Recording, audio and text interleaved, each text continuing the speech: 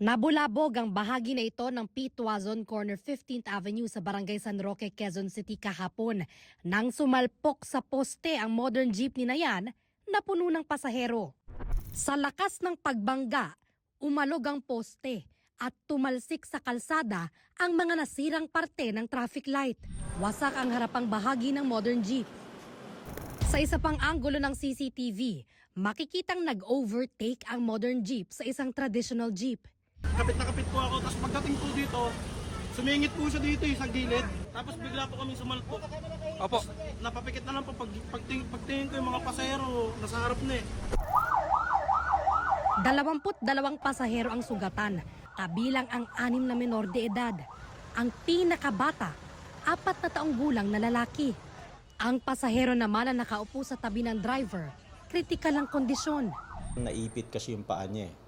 At saka siya yung napuruhan because ang pwesto niya ay nandun sa side ng driver. Yun yung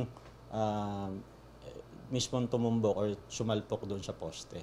For sure po yung paa nun may bali and yung ibang part ng katawan more or less may fracture daw. As of now, wala pa naman pong sinabi na inamputate or pinutol. Ang driver ng modern jeep, nakaidlip habang nagmamaneho. 7 oras na raw siyang nagmamaneho ayon sa pulisya. Nakatulog po ako ma'am, no, mga oras na po yun. Hindi ko rin po akala na mapipikit po ako ng ganong katagal paggising ko po. Ayun na po yung nangyari sa akin. Hindi naman po ako antok, di rin po puyat. Ano lang po, parang nahipan lang po yung mata ko, napikit po ako. Humingi po ako ng pasensya inyo, hindi naman po gusto nyo nangyari. Nagnegatibo sa alcohol test ang driver habang hinihintay pa ang resulta ng drug test niya. Posible siyang maharap sa reklamong reckless imprudence resulting in multiple physical injuries and damage to property. Nakikipag-ugnayan na ang QCPD Traffic Enforcement Unit sa Land Transportation Office para maisyuhan ng show cause order ang driver at operator ng sumalpok na modern jeep.